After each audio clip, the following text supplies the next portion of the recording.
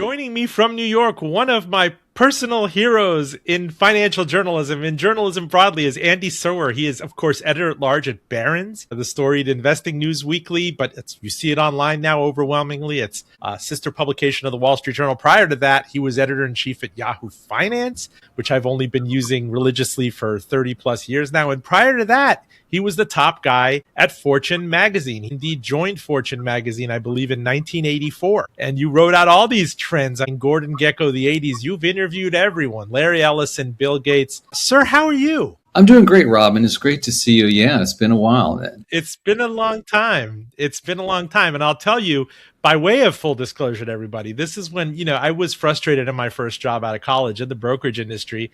I just loved reading Fortune magazine in the late 90s when it had this thud factor. There were these thick phone books. It's like the advertising, wag the tail of the tail wag the dog. Like there was so much you had to feed it with edit. And Andy's features were always a favorite. I remember the column, was it Streetwise? Street Life. Street Life.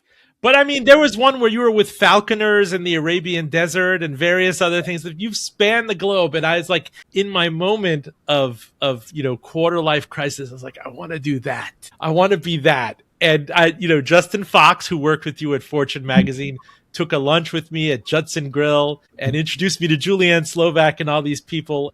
They shoehorned me into the industry. So, 30 years belatedly. Thank you, sir. How are you? Talk to me. Oh, you are welcome. And by the way, you are now doing it. So I'm glad you've taken that football and run all the way down the field with it. And it's served you well, dude. So we're all just little avatars on a screen right now. I mean, everybody has a podcast. My mother-in-law is my only listener here, but she'll be really proud.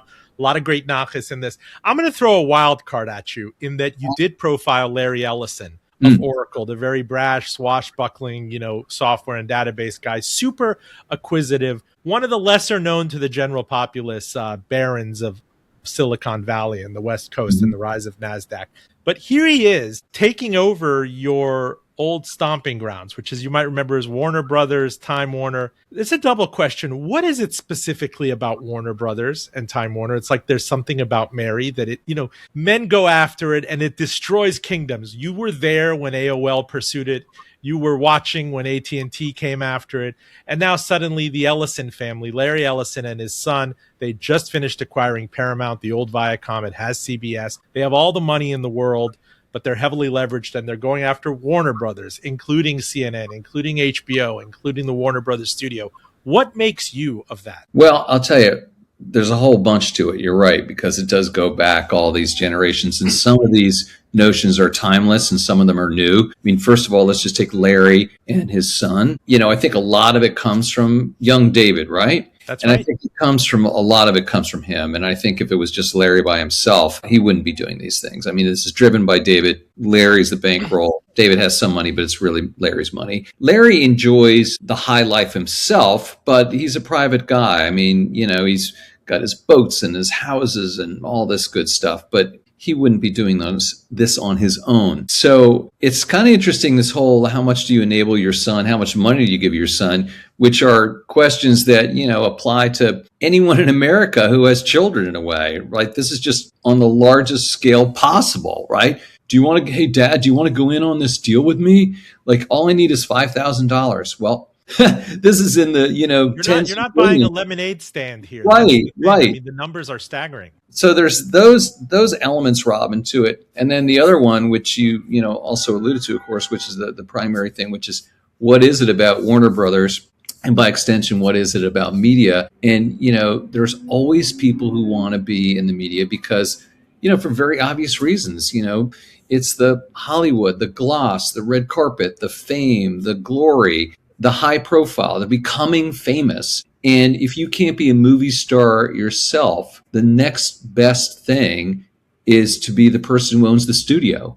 And so, I think there's some of that there too. And of course, we've just seen waves and waves of people coming in to Hollywood and trying to bring business discipline, or I'm going to figure this out finally. And, we're really going to make a business out of this thing. And, French banks have done this. Coca-Cola did this at one point. The Japanese came in and tried to do it. And invariably, they just get absorbed by Hollywood and sort of spat out the other end. Everyone says, oh, this group or this person is going to be different, but I suspect not. And Warner's, there's other characters too. Of course, David Zaslav, and that's another fascinating character. It's amazing these legacy businesses are still as powerful in terms of their draw, not only to society on the one end, but on the other end to people wanting only to own these businesses, which are, by the way, much less of a business proposition than they ever used to be. Now you can't even pretend this is a way to make money. Netflix is, but that's a whole different model we could talk about. And Hollywood indeed is in a borderline depression. You've seen the Hollywood Reporter and Variety and all these publications, how difficult it is to get a job, how many people are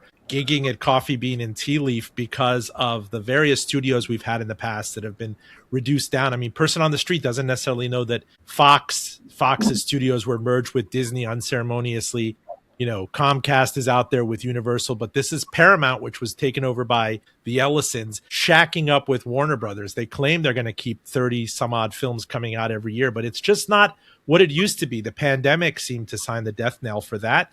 Streaming is great, but it's nowhere near the license to print money that peak cable TV, peak HBO was. Yeah, and when you say peak, there's still peak content. It's just, but of course, all the juice is in the shorter form, which is to say streaming TV-like shows, what we used to call TV shows. And if you go to Netflix, you kind of feel like a lot of times when you're talking with your friends that there are like 10 shows out there, like Friends and Neighbors and that Rooster thing with Steve Carell. It's like, but that's just your little ecosystem. And if you really go to Netflix and start to see how many shows, they're just hundreds of thousands of shows that you never seen. And, of course, having people discover these things is like this huge challenge for Netflix.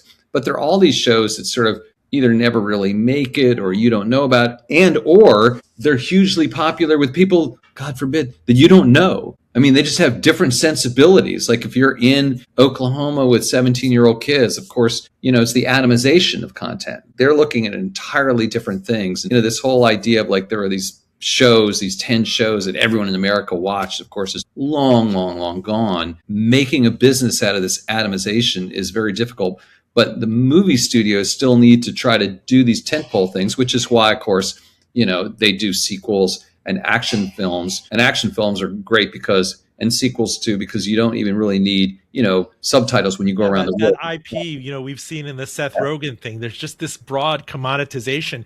And it feels like we were just coming off of peak content. I think about the great years of, HBO, clearly The Sopranos, Sex and the City, Game of Thrones, The Wire, Deadwood.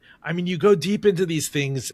And clearly now with White Lotus and other things, and it's more dispersed, but, it's still been a recipe to lose money, as you've seen with Peacock, as you guys have covered in Barron's. Streaming is not, you might shake people down for initially might be a teaser rate of $9, $10, $18, $20. Let's put in ads. Let's take out ads. They're still not making anywhere near what they used to make, at kind of peak run rate. To say, somebody brought up on the show that the DVD costs nothing to burn. And that stage of the cycle when a great big Disney movie would come out and your kid would hanker for that, frozen DVD thing, you had no choice but to pay it. And then they would stagger that into the theaters, to say nothing of streaming or SVOD. Yeah, I think one thing that's happened, Roben, over the past 24 months, though, for instance, is that, HBO, of course, had this all to themselves, this premium, uncensored, if you will, television stuff. And then Netflix came along. And of course, Netflix initially just glommed everyone else's content, bought other people's content and redistributed it. But now they're famously making their own. Going back to that Kevin Spacey one about Washington, D.C. What was that House one? of Cards. House of Cards, and then The Irishman. I think right. Thanksgiving 2019 was and that's another. And so, just a quick note about The Irishman, which was right before the pandemic. You see these movies that are super long on the streamers, right? And the reason they do that is because they're so desperate to like bring these auteur directors, right? Like a Marty I wonder Scorsese. what the gap loss was on something like that. Well, from that's the CGI and the uncanny valley eyes, but it was great. It was pre-pandemic. It was Thanksgiving. I was like, wow, you brought all these people together and you wrote a bottomless check for them to make this thing, and it kind of came and went. The only way to get Marty to do this, though, on the small screen, if you will, was, even though it was distributed in theaters for a little bit, but basically was for the streamer, it was to say, we won't touch you at all. So he made a 4-hour movie or whatever the heck it was. And it was like, oh, such a great, cool movie with such great actors, but it was a bit long. And so, I was like, those horrible suits in Hollywood, it goes, we love your picture, but we got to cut 45 minutes out of it. Like, no, my movie. They actually had a point. They actually did make movies better. It makes you realize. But the other thing, the point I was getting to about 24 months, though, is that the others have caught up. Especially look at Apple, which talk about unlimited pockets, deep pockets. I mean, they're making pretty good shows now. Paramount, of course, with Taylor Sheridan and that whole drama, now he's gone off and there's a Comcast. But, these people, content is still king, and it's like, if you got someone who's making great shows, like Taylor Sheridan's Landman, But content is not such a profit center. It might be king and it might be a shiny bauble, but what are these, the Oracle father and son team? Is it that they're bringing their tech stack into it? Right. What exactly is what 2 + 2 makes 5 here? Content is more and more becoming one of these businesses, if it wasn't always, where it's great to be a customer, but you don't want to be a shareholder. Sure. And I remember back when I worked at Time Warner, people said, there's a couple different kinds of companies. One where it's great to be a shareholder and one where it's great to be an employee. And they said, you're working at a company where it's great to be an employee. And I was like, cool. Unfortunately, I also own the stock, which went to like 0, but that's all right. I think that there's a lot of companies, Roben, that are super cool. I mean, but they're not great for shareholders. Look at Zillow, look at Airbnb, look at Warby Parker, look at what was the other one? Oh, Allbirds, famously now, right? So I love all those companies. I like the products of all 4 of those companies, but those stocks are dogs, as we say in Brooklyn, right? I mean, right? That, so, and airlines have always been that way. I mean, there's, like Spirit might liquidate today as we tape this. That's right. I mean, JetBlue was the only stock that ever worked in that business. And I mean, every once in a while, they're trader delights, and sometimes they go up a little bit. Basically, like, I mean, the history of the auto industry in America, of course, right? Not good for shareholders, but like cars in America, like, are you kidding? That's like our very essence. I mean, there's some cool cars. Now, of course, at some point, the Chinese cars are going to come in. That's something we're going to discuss in this thing. For everybody listening out there, I'm joined by Andy Serwer. He is editor-at-large at Barron's, a hero of mine in financial journalism. I've been reading his byline now since, I would say, the mid-90s. I put some bar mitzvah money to use. And did you actually go falconing with a bunch of Arab princes once? Do I remember that? Did they take you in the desert, or was that Dan Roth? Absolutely wrong. It was just one Arab prince, but it was the only one that mattered. Prince Ali bin Talal bin Abdul. Oh, that's right. The Citigroup prince, right. Yes, right.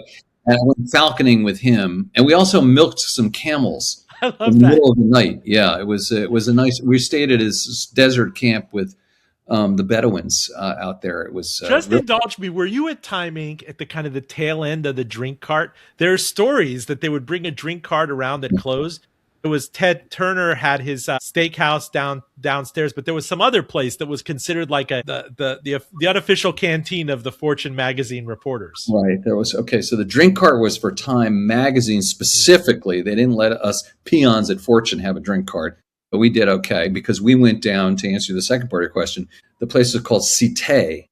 And they used to pour, you'd get a bourbon on the rocks, which we did, and it was like half the bottle of bourbon. I mean, it was crazy. It was a lot of liquor. I wonder what Ted Turner thinks about all this, incidentally. I mean, in that merger to make, TBS and Time Warner and everything, because you used to be on CNN quite a bit. I occasionally go on. Yeah. I don't even know, just as a footnote, as an end note on this, what happens to CNN? We already see the plate tectonics at CBS News with Barry Weiss.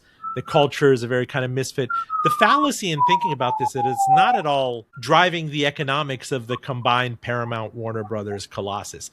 Father and son didn't exactly pay an economic price for it. There was a bidding war. Warner Brothers stock Discovery was at $8 or $9 before any of this auction stuff began, and they took it out for $31. So there's a tremendous amount of fear and loathing that you're going to see a huge several rounds of layoffs to justify the debt. Yeah. Okay. Well, first of all, going back to Ted Turner, if you want to know what he thought of it, you just ask him and he would tell you exactly. When I worked for Ted Turner, he was the scariest boss, because I worked for CNN. He was the scariest boss I ever had. And not because he was mean. He's actually a pretty nice guy. But he would just say exactly. I mean, he had no filter, particularly when the meds weren't around. Working, yeah. Like, he would just look at you, Robin, and say, is that what you're wearing? What is that thing you're wearing over your shirt?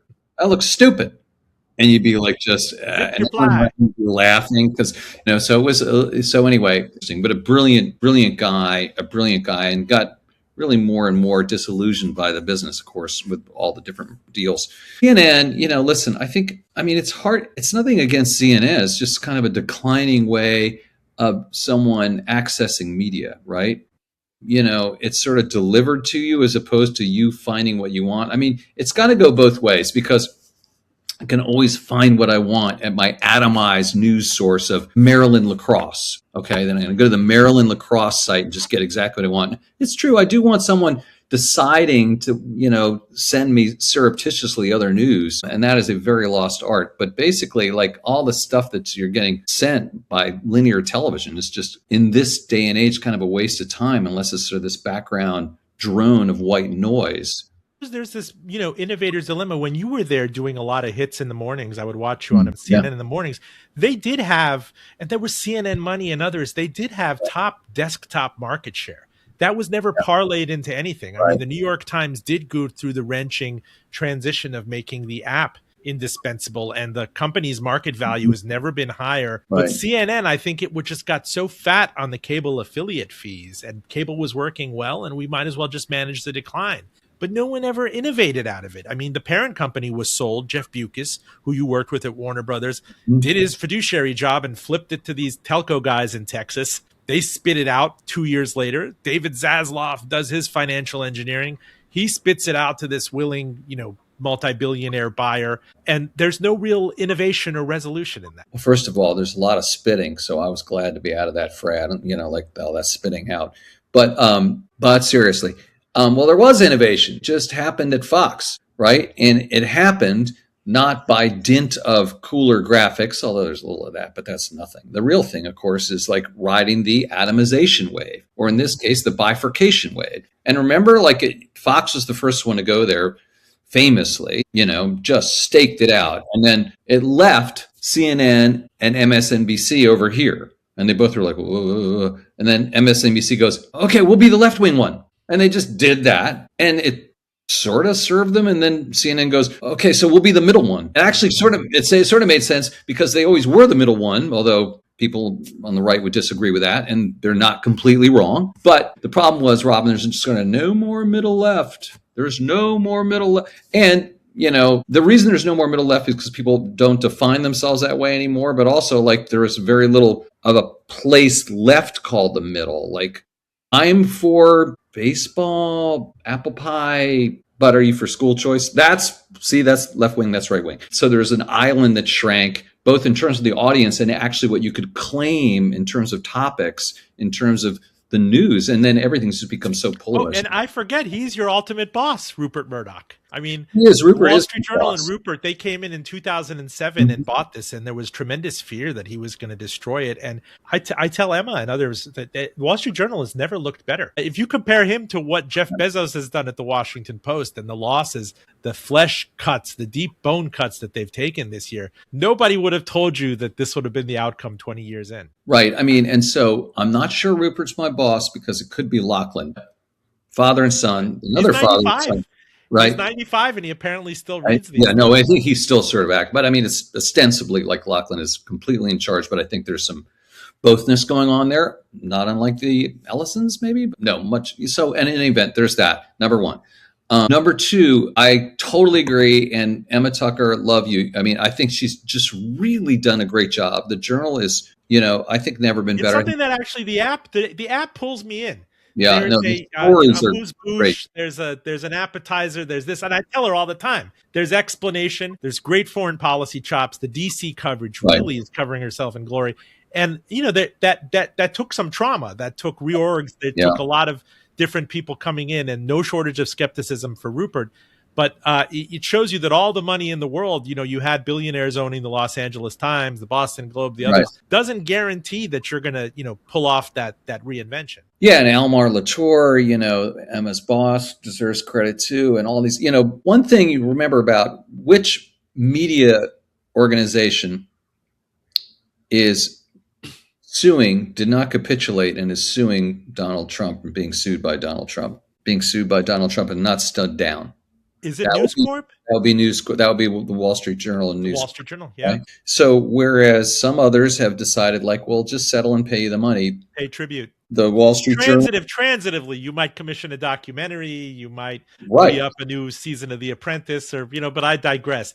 Andy, I have to ask you if by way of pivoting to the markets, because I can navel gaze about media and journalism forever with you. Like if we were at Michael's, I don't even know if it still exists, but it's still there. I have gone there a couple times, or Ted's Montana Steakhouse. Where are we in this market moment? Because I go back to reading you back when Fortune had the thud factor. You got to seed some of these issues. The industry standard, Fortune, Business 2.0, Forbes, Smart Money, a publication that I worked for. This was the tech and telecom boom as the NASDAQ was approaching 5,000, this fateful peak in March of 2000. Right. And nobody thought we would visit that in decades. And certainly you never in your mind's eye imagined NVIDIA and these other companies, Facebook, Meta, which was not a concept, then Google went public in 2004. Right now, fully 33% of the Standard & Poor's 500 index is in big tech. And there's just been this moment, unbelievable return since the market's low in the global financial crisis. Average annual returns, unbelievable capital gains for people who are going into retirement and are going to tap that.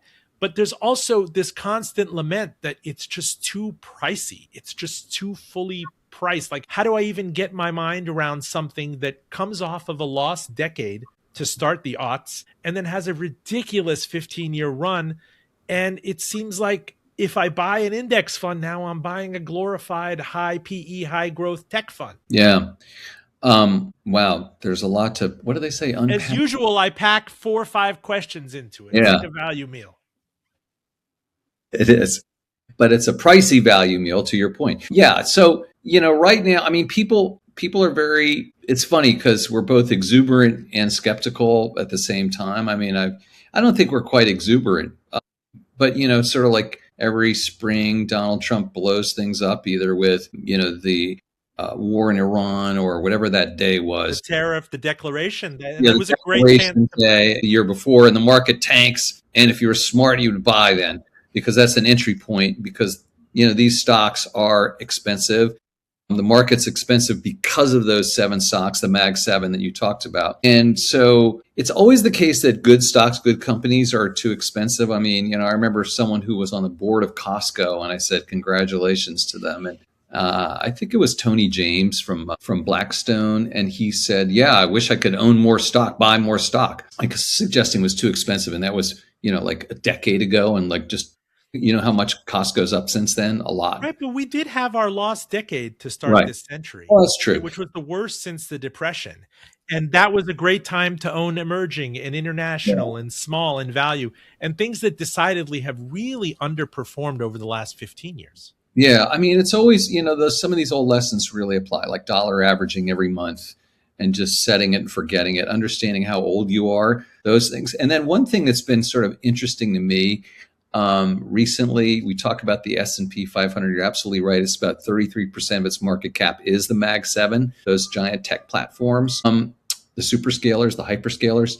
Is if you buy the S&P 500 equal weight index fund, where everybody has a 1/500th stake. Exactly. It's not a market cap weight. It's not market cap weighted. It's weighted by 1/5. It has a very different performance track record. You can see it, which is to say it's underperformed, recently, but if you're paranoid about it, $50 into the one and $50 into the other. It's just this. So in other words, if you believe in America, but you think those things are too pricey, but you're scared to miss out if you're wrong. It's like, here, I'll be honest with you. Bitcoin, right? Should you buy Bitcoin, Roben? Okay, I contemplated this like 5 to 10 years ago. And here's my take on it. I didn't want to be the guy who bought a lot of Bitcoin and then it went to zero. And my kids are like, That was really stupid. You're so stupid, Dad, which is something I've heard before. The other person I didn't want to be, Robin, was the guy who didn't buy Bitcoin. The FOMO. And then the grandkids said, wait, Dad, Bitcoin was like $300 when you were like, and you didn't buy it? So, of course, what I did is just bought a little bit. I just bought a little bit. And it's gone up a little bit, I mean, and it could go to zero, and it probably will, and that was fine. So in other words, the same kind of thing with this 50-50 with the S&P 500 and the equal weight. It's like if you believe in America still, but you're scared of missing out if the tech thing keeps going, then you'll be right. That's always like if you sell 50%, you go to a cocktail party. It's like, you own that? It's like, oh, yeah, I still own it. And it goes down. It's like, you own that? No, I sold it. Right. It's like, you're kind of right both ways with that kind of thing. So, it's something to think about. There's always, it's always too high. It's always too cheap. I remember like back in the 90s, and people always think the economy is terrible. That's another line I always hear. Yeah. Like I remember people, in this economy, I remember when President Clinton when he was president, someone said that to me once. In this economy, oh my God. And I said, this is a pretty good economy right now. So, I mean, it's always not good for some people. And definitely that's the case now. Right now, it's good if you're a crypto billionaire who's friendly with the Trump administration, which is kind of redundant probably. Right? That's right. Full disclosure, stay with us. Full disclosure pods to NPR, Spotify, YouTube, all of the fine podcatchers. I put them at a neat link for you, fulldradio.com. Again, fulldradio.com. You can find me on LinkedIn, on Instagram. I'm sure I still have a Friendster or MySpace handle somewhere. Again, fulldradio.com. And a shout out to our radio listeners on WVTF, Radio IQ, NPR megastation across the great Commonwealth of Virginia. We are out west on KPPQ. In Ventura. We are in Asheville, North Carolina on WPVM. Holler if you too would like us on your air. My DMs are always open, and catch me every week on both NPR's Here and Now and CNN. If you're just joining us, my esteemed guest, and I hope you could detect how psyched I am by the tone of my voice and the breathlessness here, is Andy Serwer. He's of course editor-at-large at Barron's. He's an esteemed veteran of glossy magazine journalism, of online journalism, of podcasting, of CNN, of TV. He was, of course, the editor-in-chief at Yahoo Finance. Prior to that, he was editor-in-chief at Fortune magazine, which I read religiously. He had a great column and such an amazing body of work. Since he joined the publication back in 1984, I imagine it must have been a profit center back then. Can you imagine? Yeah, right. The peak profit year was 2000. Because all those tech and financial services ads. And well, right, exactly. And we didn't know that they were publishing the ads of our own demise, right? If you think about it. It was the last stand for... So these companies would all go public. They would before they went public, they would go over to Kleiner Perkins and get themselves $30 million. They would ask John Doerr on the way out, well, what do we do with this money? And he'd say, well, go brand yourself. And so we had like an ad salesman right at the door of Kleiner Perkins where those people would walk out. That's completely metaphorical, apocryphal, et cetera, et cetera. No, but because of that, you were hiring researchers left and right. The ads were coming in, and I don't want to dwell on this because it's like meaningless to today's environment. But there were so many ads coming in at one point. I remember my boss, John Huey, the legendary business journalist and editor, who was great. He said, we need another story. We need more story. You have to like go out and write another story because the ads were just coming in so fast. There was an ad to edit ratio. That's crazy. We had to like go out. And so I proposed doing a story, a photo essay, which is the best way to fill a lot of pages quickly on the business of summer rock and roll tours. Okay. And so for that. Oh yeah. And so I remember I went to like a roadie. We went to a bunch of concerts, and I remember I went to a heavy metal show in Boston at Suffolk Down, the racetrack, with Julia Borston, reporter who's in this. Your apprentice. I remember the captain's chair. Excellent. I went to college with her, and she had she learned on the In Your Shadow, and is now really covering it. She's at CNBC and took over the column when you left. We were there. We were at this Slayer. Slayer was playing. And I think we were both backstage, and the guy started, this seems to have come up again in your podcast, spit upon the Slayer guy. And Julia was like, ugh. And I was like, yeah. Anyway, it was quite something.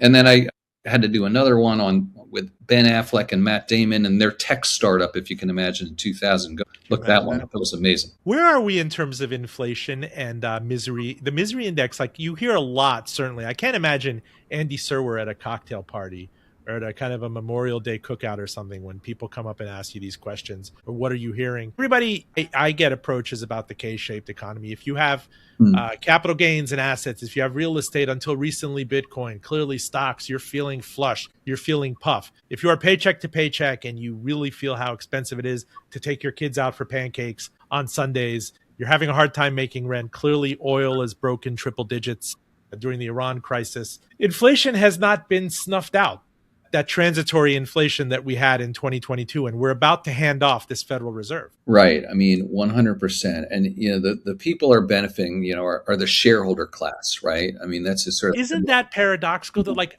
I was a Business Week person, and the infamous cover was the death of equities, how inflation is killing the stock market, where inflation, I mean, you're partaking in greedflation and inflation by being a shareholder. Right. Yeah. And but remember, a lot of the shareholders are people in private equity and hedge funds and that whole, the financial world, right? And top executives and, upper middle class executives and people who've sort of like made it. And there's other things out there. You see stories, well, more people are joining the upper middle class than ever, but that's just a small percentage. But you're right. The K is very, very real. And, this latest war with Iran is doing nothing to quell rising energy prices, right? That's for sure. And that obviously is a huge part of the American pocketbook on a percentage basis, obviously, when you get on the lower side of the economic ladder, right? And then there's food. And, listen, I mean, this whole like end of globalism thing, which of course is a thing and isn't a thing at the same time. I mean, it isn't a thing in terms of, again, the shareholder class and travel. It's the white lotusification of the world is still going on, very much so. But trade, the cheapest trade goods, that stuff is not happening with the non-friction it used to. In other words, there's more friction. It used to be you optimized trade and optimize the internationalism for lowest cost. Now there's nationalism. There's a lot of sand in those gears, right? Exactly.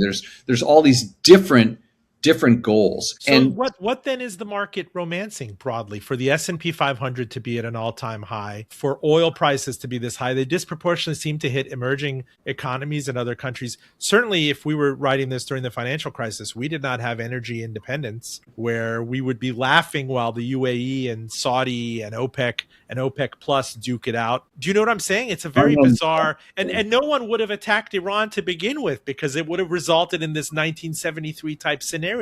And suddenly, no, that's not the case. I just read a great book about the Iranian Revolution, something of Kings. What was it? Look that up. You must know this, Roben. It's a really fantastic book. We'll look it up. Yeah, it's. But anyway, just to get back to your point about this economy, I think that the answer is, first of all, forget about using the stock market as any sort of measure at this point, because it's so warped by Silicon Valley, big tech, and about to be with AI. Yeah, the Mag 7 becomes the Mag 10. You use SpaceX and OpenAI and Anthropic join the crowd, or whenever that's going to happen. But I think the real answer to the why are things still good enough in the United States you see the growth of the economy. We won't even talk about how we measure GDP and whether that's an accurate measurement, but just for a moment saying that it is that the top of the K, there's enough of the top of the K to offset the down of the bottom part of the K. In other words, there's still enough wealthy enough people in America so that the overall picture of the economy of the United States is perceived to be good. Now, we'll find out a lot more in the midterms, for instance, Roben, right? I mean, are there that many dissatisfied people, and how is it? Or in the 28 election, you wonder about true left populism, or people with their pitchforks. If they didn't come out en masse in 2008, do you wonder if this takes this long? Right. I mean, it'll be interesting, like the election in Maine, which is something I'm pretty familiar with Graham Plattner, and as an oyster farmer, sort of MAGA-ish of the left persona going against Susan Collins. It's kind of a role reversal. Susan Collins playing the role of the Biden figure, although she's a Republican. Yeah. Graham playing the role of a MAGA person, but he's like kind of a Bernie person. But remember, Bernie and Trump were never that far apart to begin with. And particularly in Maine, I remember talking to people who voted for Bernie in the primary and then, voted for Trump in the general, right? Yeah, there's a lot of "Don't tread on me" in Maine and Vermont. Oh, I yeah. think people would be surprised. Kind of a neo Confederatism. But what's happening in my old stomping grounds? I was an Upper West Sider for a long time.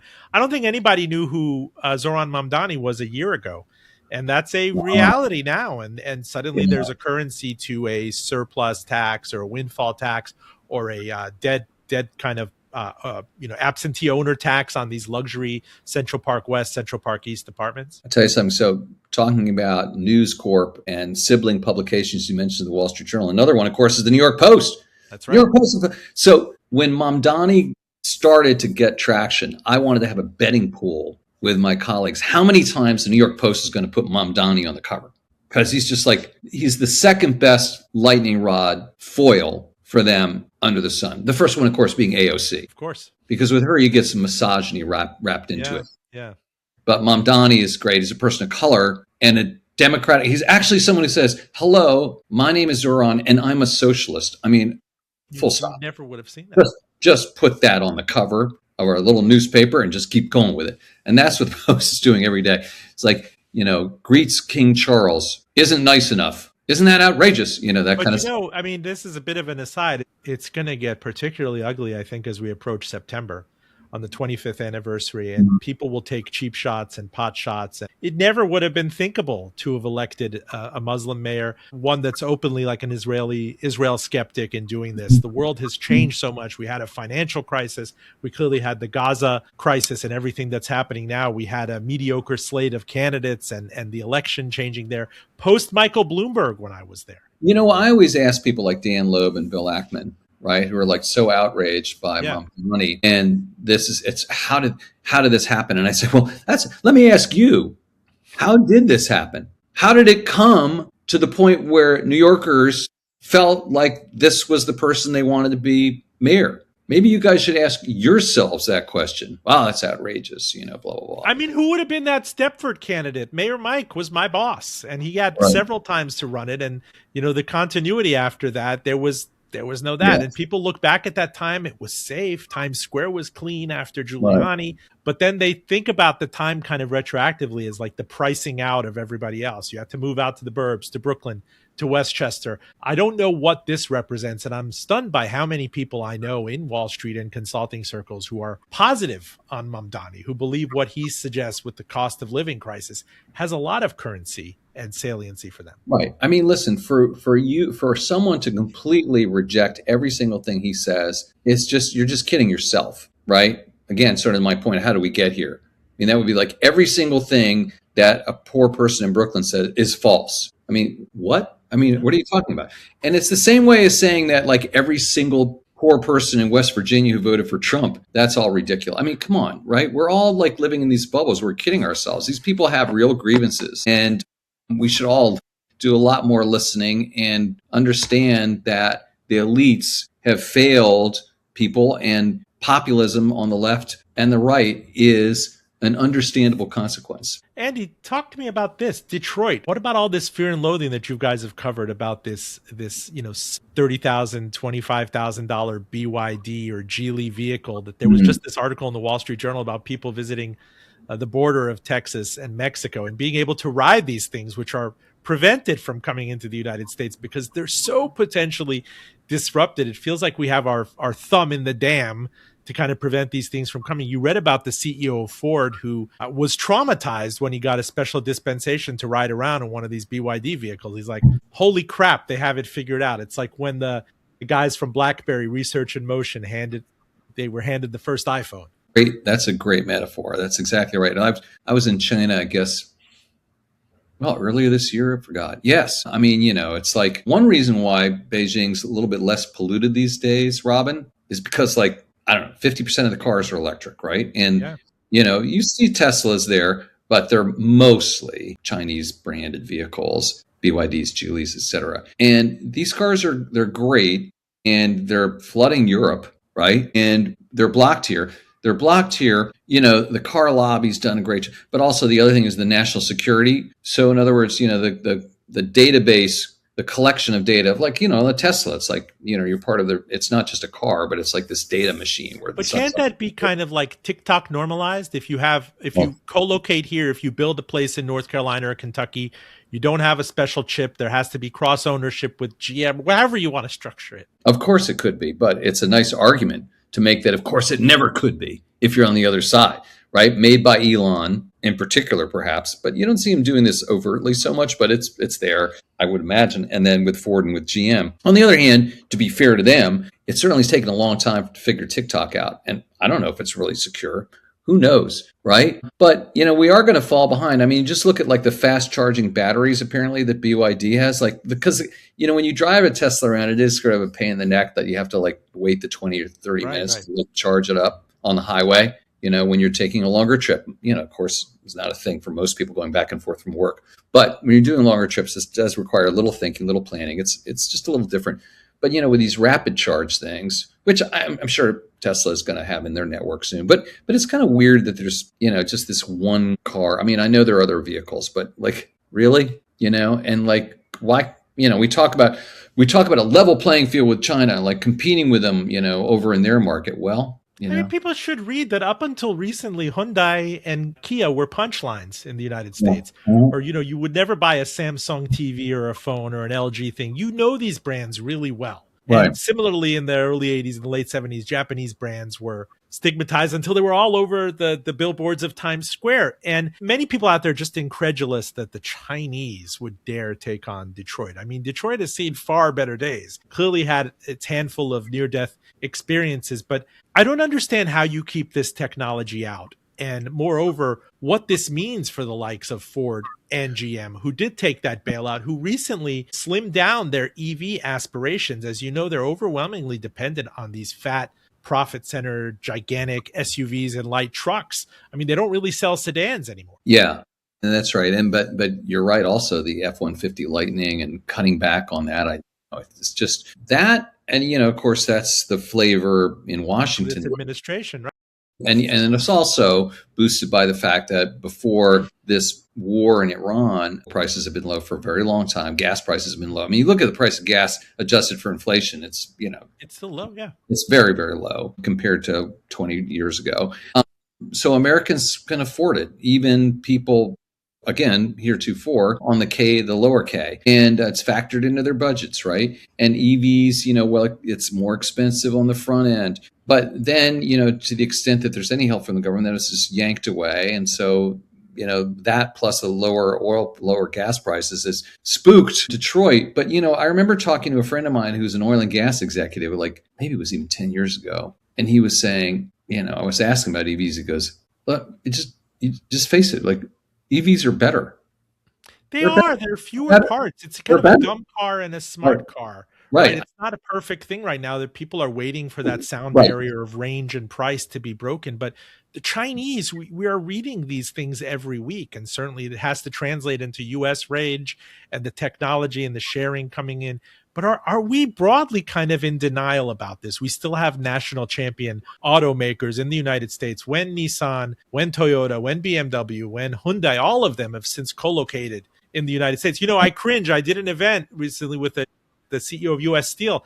And you think back to that movie Gung Ho. I'm sure you remember it with Michael Keaton in 1986 and this fictional the Japanese come and take over a US car factory. Yeah. And it's nothing like that. No one is saying your Toyota is a Japanese car. You should be driving a Chevy. I mean, they're made in Kentucky and Ohio. These things are fungible. So why still the denial out of the big 2.5? Yeah, listen, because they can still get away with it. Although it's not like this is such a great business anymore for them either. The stocks have been dead money for the longest time. Oh, absolutely. So there's so much inertia going on there. I mean, Elon has been the revolution, but it's sort of like funny because you thought that was going to be step one. I remember saying, okay, well, everyone else is going to catch up, and Tesla won't be all that. Well, it sort of started, but then, you had this big push in Washington. It's like, no.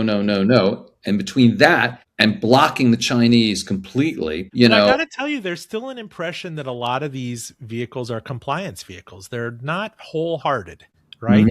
Maybe there Mhm. was some out of Ford and others and GM, the Yeah. F-150 Lightning, very exciting. It's as tall as a building. It can power a house if you have a blackout or anything. Right. And you walk away from something like that, they're still throwing off tons of losses. And this is just a long, long, long game. And I wonder, how Okay. many, yeah. Well, just remember though, this has never been a particularly great business for shareholders anyway. Going back to an earlier Yeah. discussion we are having, I mean, there were go back to all the dozens of automakers in the United States. They That went all bust. And, went bankrupt. Chrysler in the early 80s and Lee Oh, Iacocca and right.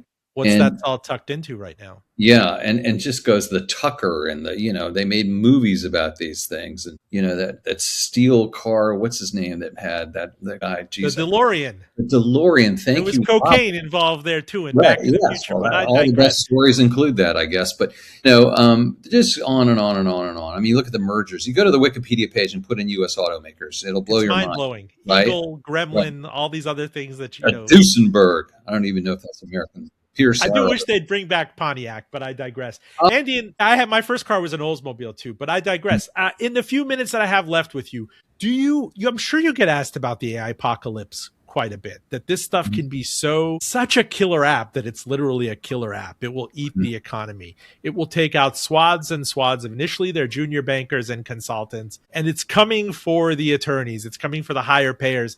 At some point, everybody is panicking.